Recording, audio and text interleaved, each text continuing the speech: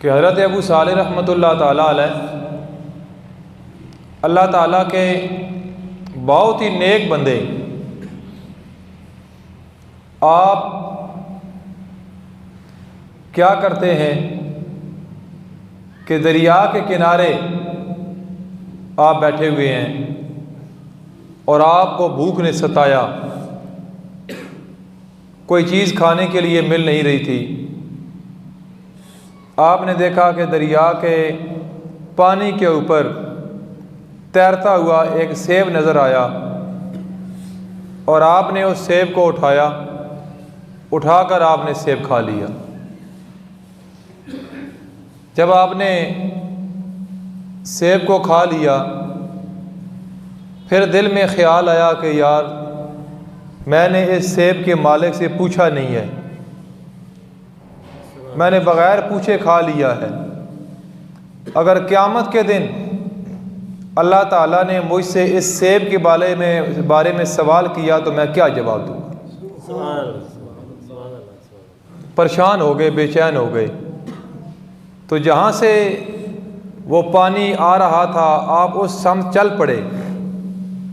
चलते चलते चलते चलते आपने देखा कि एक बाग है, उसके अंदर दरख्त लगे हुए हैं सेब के।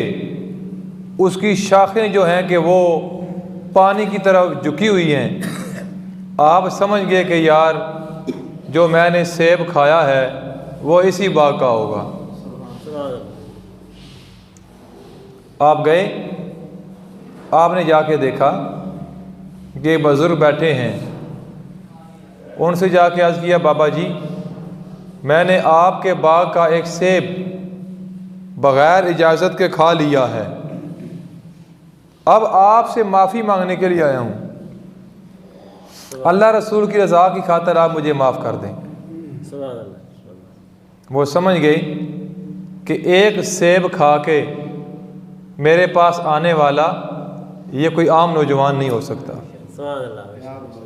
फरमाया कि बेटा ये आपको सेब ऐसे माफ़ नहीं होगा, आप 12 साल मेरे इस बाग के अंदर गोडी करेंगे, रखवाली करेंगे। आपने ये शर्त मंजूर कर ली कि मैं 12 साल इस बाग की रखवाली करूँगा। 12 साल जब गुजर गए तो फिर हाथ जोड़ के हाज़िर हैं, बाबा जी मुझे सेब माफ़ कर दिया।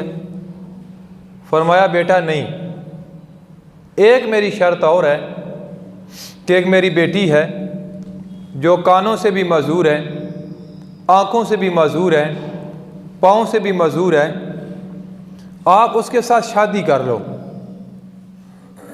अगर आप उसके साथ शादी कर लेंगे तो ये सेब जो आपने बग़ैर मेरी इजाज़त के खाया है मैं आपको माफ़ कर दूँगा। आपने एक लम्हे के लिए सोचा कि ये दुनिया तो बहुत आर्जी मामला है, हकीकत में मामला तो आखिरत का है। अर्ज़ की बाबा जी मुझे मंजूर है, मुझे मंजूर है। उन बुज़ुर्गों का नाम हज़रत अब्दुल्ला था। निकाह हो गया। जब आपने पहला कदम कमरे में रखा तो देखा कि हसीनो जमील लड़की कमरे में बैठी है, तो फ़ौरन आप वापस पलटे कि पहले तो सेब वाला मामला मेरा माफ़ नहीं हो रहा था, न जाने गलती से मैं कहीं किसी और कमरे में तो नहीं चला गया। बाहर आए तो वो बुज़ुर्ग हज़रत अब्दुल्ला रहमतुल्लाह ताला अलैह तशरीफ़ फरमा थे। अर्ज़ की बाबा जी आपने जो निशानियाँ बताई हैं वो उस लड़की के अंदर पाई नहीं जा रही।